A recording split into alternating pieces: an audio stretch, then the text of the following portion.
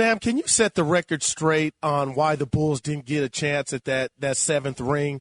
I got chills when Michael was saying Phil would have came back, he would have came back. They would have had to convince Scotty, but it could have been done. I know Jerry Krause is not here to defend himself, and I'm just a guy talking on the radio. I do blame Reinsdorf, but you hear him say the effort was made. Tell us the real on why. What was the reality of that team getting a chance to come back? I'll tell you the reality of it. It's a lot of nostalgia 20 years after, or whatever the case might be. And that was a complete and blatant lie by Michael. That couldn't have been more than, there were several things in the documentary I saw, I would know, that he made up or he lied about. They weren't major things, but it was like, it's like when a TV movie comes on and they say, this is based on a true story. That's what that was. It was based on a true story.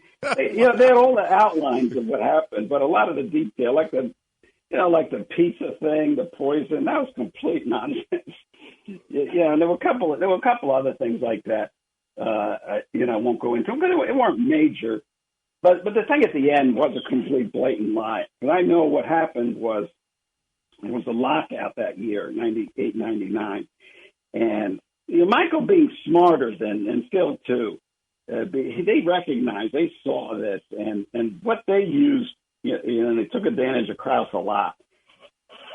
But they both knew, they both understood at the beginning of the 97 season that this thing couldn't sustain.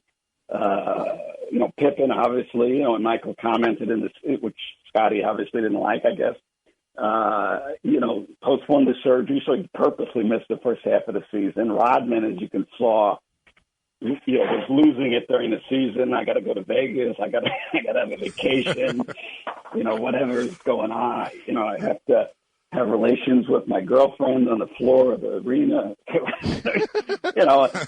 Michael's aware of, he sees all this, but, what a great opportunity, to put Krause on the spot again. Blathers this thing about Phil in 82-0, which was, Phil had made clear to the ownership, like the year before even, that he was done. He needed a sabbatical. And if you look also, Phil, you could see was eyeing what was going on with the Lakers.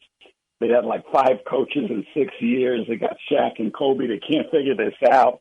And he recognizes an opportunity there. You can see. I mean, he's not lobbying for someone's job, but he knows that he makes himself available.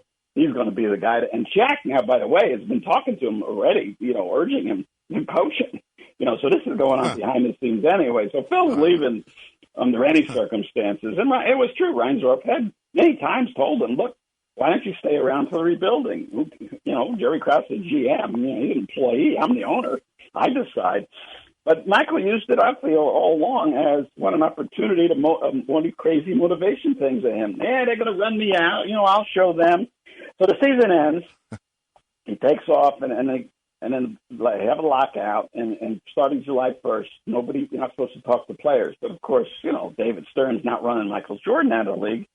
So he comes in to meet Jerry Reinsdorf after the deadline in July 1st, when no players, no team was supposed to talk to any player, and tells him, look, I'm done with this. Scotty's, he's gone. Dennis is gone. All these guys, and Jerry says, it's a lockout. It might last a while.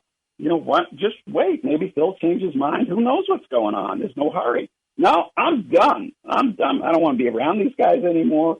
I had to carry it down the stretch. Pippen couldn't play in the game 6. His back was hurt. He's limping around. Dennis is crazy. And if Michael wanted to stay, there was enough team there to stay with. Even without Pippen or Rodman. First of all, Rodman would come back for 1 year, no question. Now, whether he wanted him back, but he would have certainly. And you had Ron Harper, you had Tony Kukoc, you had Randy Brown, they had free agent Brent Barry. People forget Brent Barry signed with them that year. They got one of the top shooters in the league to come. So Michael wanted to stay and play with a top team, or a contending team. That was still there. There's a possibility if he wanted to come back. They offered him the $38 million, whatever it was, for 1 year, and the whole coaching staff was still there. Frank Hamlin, Jimmy Rogers, Tex was still there. So this notion of I can't play without Phil, well, he went and played with Doug Collins 2 years later. So, it's just Michael now in an older thinking back, oh, it would have been nice being with the guys again. But back then, he cut it off. And the only one who ended Bill's dynasties in 93, remember, in 93, he's the guy who quit on them. He left. Now, There were circumstances, extraordinary circumstances, but that was when they were great. Pippen and Grant were still there in their primes. They had all that depth. That broke up the dynasty. If you wanted to talk about a fourth championship that they could have won, that was the one, and he left. And everyone was fine. They understood. No one was blaming him. But then to come back in 98, and I know do what he did and basically walk away completely when he didn't have to, and then to pretend that he was the one who wanted to play and they forced him out. Whoever forces Michael Jordan out to do anything? I mean, it was such a blatant lie. But, hey, that's part of the mystique of Michael Jordan.